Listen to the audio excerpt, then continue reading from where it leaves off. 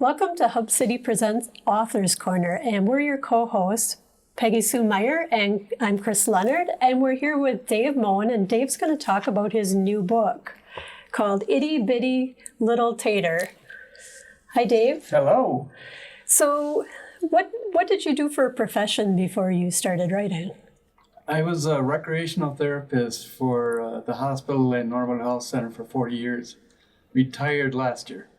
So then, did you have writing in the back of your mind? I didn't. It just came up. Yeah, no. So you had an idea? I really didn't have an idea until my wife went into the garden after I had dug up the potatoes, and there was this itty bitty little tater, and she brought it in. And that I teasingly told her, "Oh, I got to write a book about this." And it was just a joke, and ended up in a reality book.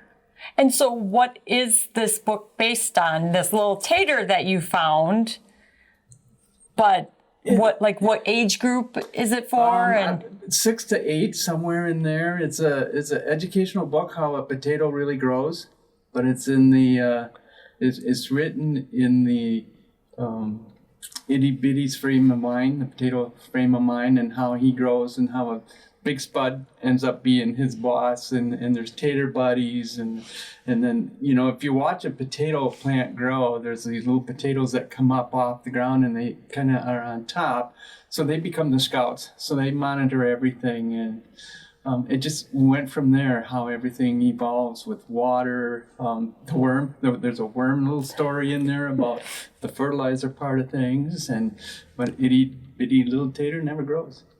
He does not grow? He does not grow. The rain doesn't help him. The roots, the plant, the worms. He stays itty bitty and he feels unimportant. So typically in children's books, there'll be some type of moral. Do you have anything in there? I do. As I wrote this book, I got to the part where it talks about the big guy going in the garden with a shovel and digging all the potatoes up, putting them in a bucket and going, but itty bitty little tater is left in the ground. And he's feeling unimportant. He's lonely. Everybody is gone. It's just him. And he's felt forgotten just because he's itty bitty, that he's invisible. And so there's nothing for him. So when my wife, when she found the potato and says, "Oh, that's too bad. He feels so good, so important that somebody feels important." So he goes, and then he meets his big spud and his buddies in the container when the wife brought him in, and Big Spud told him the story that it doesn't matter how big you are or how small you are, it's what's inside your heart that counts. So it's the pride, it's the heart, it's the willingness to help yourself or others, no matter how small you are. That's important.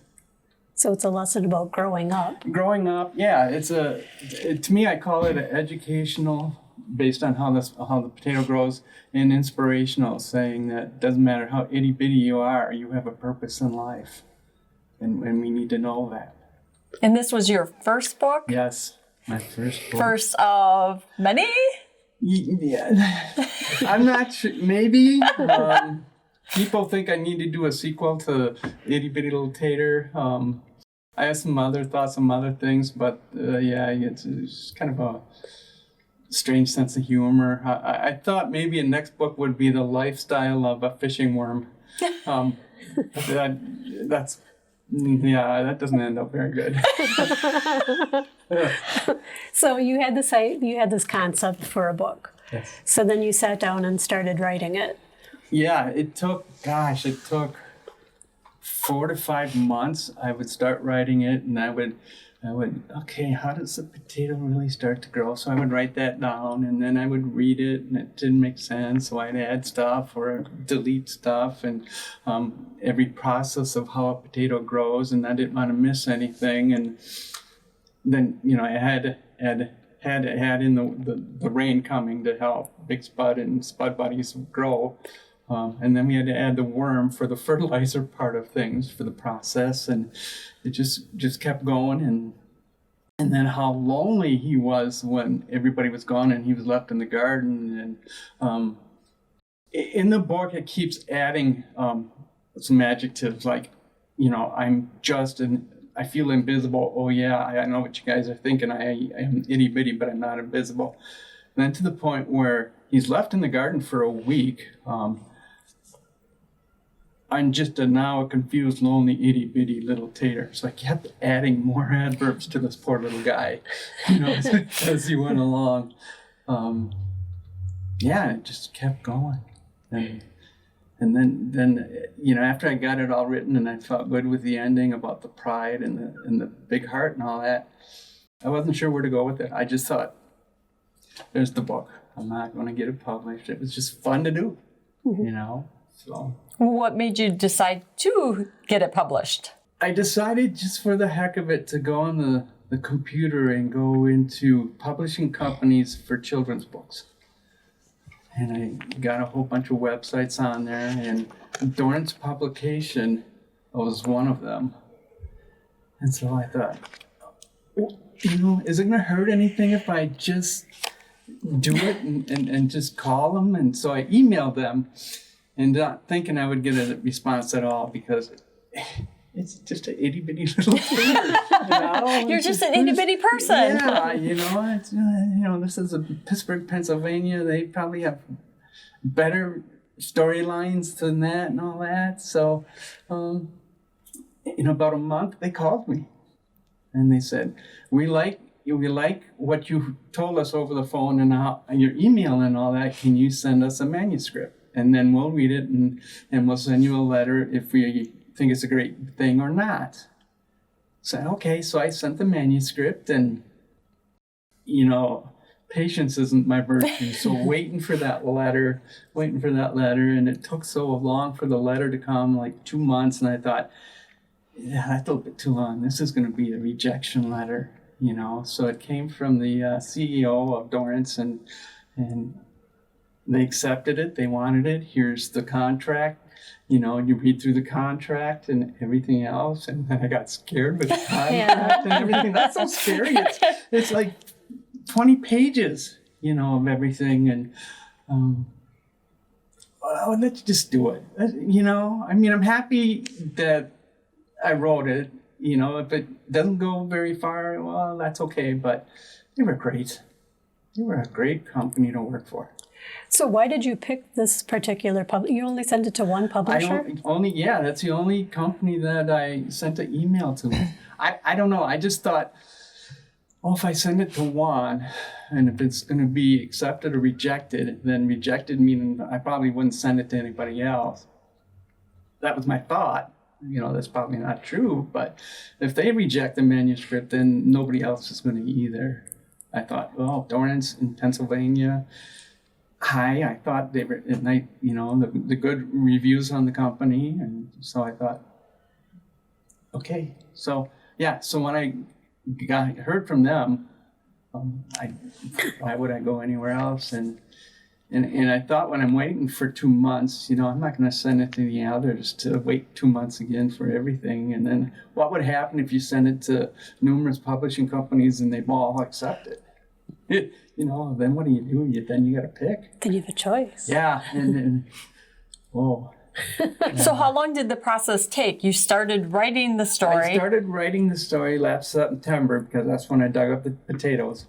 I sent the manuscript in November, December. Got the letter back in February. And then the process of they have every step of the way. They have an editor, contact person. They have a format editor, format person. So each stage, you had a different person that you had to be in contact with. So I think it came out in end of June. So it took. And did you do all the illustrations for it? Yeah. If there's anything I would do different, it would be to do better with the illustrations. Because I thought maybe as part of the contract, they would look at my picture and they had this wonderful graphic arts person that would make them a little better. that was a lot more money in the contract. Oh. So didn't realize that. But so they asked me to redo them all, which I did. And so, yeah, they're mine. What's funny to me is his story is kind of sounding like what the story is about. Your story of writing this book about this itty bitty tater that's not good enough is kind of like you're saying. I mean, you're a published author. I know. And you're doubting that. I mean, you're fabulous. And you're like the little tater that is a published author now. Nice, thank you. Yeah, the confidence wasn't quite all there.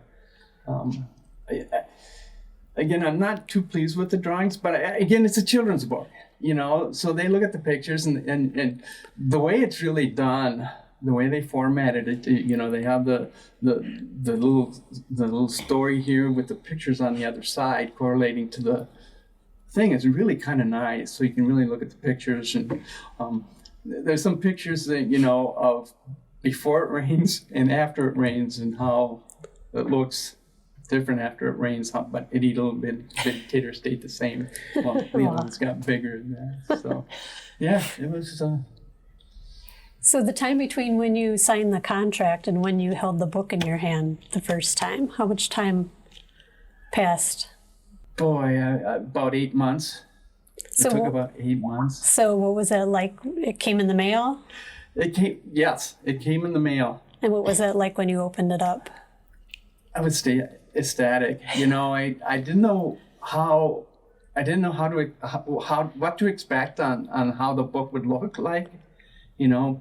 And initially, I was happy with it. I thought, oh gosh, it's a little thin. It's a children's book. But well, that's what and that's what I went. And it's a children's book. You don't want it to be too big. You know, you want it to keep their attention, but yet you want to get to the point also. And so I was pretty happy with how it turned out for my first and probably ever book.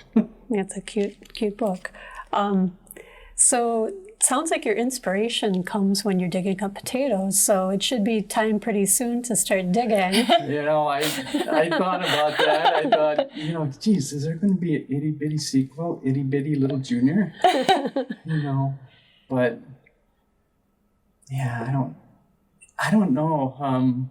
A little kind of sidetrack from that. When I shared this with my brother in Chicago, he said, you know, on the back of this book, you should have a blank page with a question. How many ways can you use a potato for cooking? Why would you do that to Itty Bitty Little Tater? Poor Itty Bitty. You know? So It's a children's book. That's murder. You know, yeah. So, if I do another book, I think you gotta go away from the vegetables all the time and go to something else. You know, maybe a fruit. You can write a little story about Itty Bitty Little Carrot that's about that long. But I thought this was such a good story because, you know, a potato, you dig them up and you take them. You know, carrots, you take them anyway. I mean, this guy sat in the garden for a week. You know, in the book it talks about how he was so lonely and everything else not important, and even some animals came to visit him, rabbits and mice, and they were company to him because he was so lonely. You know, so you know, I guess it doesn't matter who you have in life. If you have somebody that recognizes you, you can be a little happy. And so he was happy with even the rabbits and the mice being around him. Yep, and I think a lot of people can relate to the little potato and, you know, not feeling that you're good enough or can keep up with other people. And that's a good lesson. Yeah, I worked recreational therapist for the hospital for so many years in Norwood, and so there was always the emotional part of confidence to help people. And I thought, boy, you know, we just need to put that in the book, because being itty bitty, people may feel insignificant, forgotten, invisible, you know, and gosh, you know, even though you're itty bitty, you believe in yourself and you have a heart, you have the will to go and the pride within you. You can just do anything no matter who you are. Maybe we need an adult version of this book. Oh gosh. The pictures would have to be a little better. And he's retired. And you're retired. Well, I think that's what helped, though, is that I was retired and I could put more effort into writing this thing. I'm not sure if I was still working, if I would take the time. Maybe you need to do, your wife needs to create a honey-do list, and that's where book number 2 will come from. Being that helping her in the garden's what brought book number 1 on. Yeah. Although, the other part is that, when she told me, yeah, right, that just fueled the fire, though, too. I'm going to prove to you, in a nice way that, I can do this in a goofy kind of way. Well, maybe not a goofy kind of way, but inspirational kind of way. So, Dave, where can people pick up the book? Dorrance Publishing right now. You can go onto their publishing. Okay. It's online. It's on Amazon.com, BarnesandNoble.com. Are you bringing some to the Hub City Times office? I can. We can offer it there too. I can. Okay. Barnes and Noble, Amazon, Google, I think has it. So they're all online. When I talked to the promotion gal from Dorrance, she thought we should just promote Wisconsin first and go from there. So I actually asked her to as part of the promotion, go to the state's public instruction, the state public for schools, DPI. So that they could probably maybe put it in some of their libraries at the schools. Oh, yep. Public library here, I contacted them. Yeah, it's unfortunate it's not in Barnes & Noble in Walsall yet. I don't know if that's open yet either. It wasn't, but that's kind of the downside. A lot of bookstores right now really aren't open, so you got to do it online mostly. But Hub City Times is open, so people could come there and get it. Right. Yeah. So people who are interested in writing a book or submitting one they've already written to a publisher, what words of encouragement do you have for them? Just do it. Dorrance doesn't only do children's books, they do all kinds of books. And since this is the first publishing company I went with, they were wonderful. Their contract is really spelled out really nice and has each section what they're going to do. And like I said before, that each part had a different contact person. They were so nice to work with. They called you, they responded to your emails really well. I was very impressed with them. I would get every 3 to 4 months a nice little note from the CEO saying, it's going on, things are going well. If you have any problems with any of these other contact people, give me a call. And so I would really recommend Dorrance. And they take care of printing all the books for you? Yes. Yep. They print the books. As part of the contract, you actually get 25 books of your own to go around. We're in the promotion stage right now, so there's 100 postcards that I will get that I could give out to everybody promoting the book. So I'll give you guys one of those, or a couple of those. But then you don't have to have the stock in the books. They print them as need be? Yes, they print them as need be. I don't need a stock. I could have a stock, and I'd have to pay for them, but that's okay. Then I get the money. So I could do that, or contact Dorrance Publishing. That's nice. Yeah. Is there anything that we didn't cover? I don't think so. Hopefully it sells some. I think just doing the book, and I love how you said that maybe this was a little part of me in there about confidence and all that is good enough. That if I sell a bunch, that's fine. If not, it's just the enjoyment of pride of doing a book. Well, thank you, Dave, for joining us. Well, thank you too. Appreciate this. And it's called Itty Bitty Little Tater by Dave Moen, and you can pick it up at Amazon.com, at the Hub City Times office. Yes. And BarnesandNoble.com and Google. okay. Thank you, Dave, for joining us. Thank you. On behalf of Dave Moen and Peggy Sue Meyer, I'm Kris Leonhardt. We'll see you next time.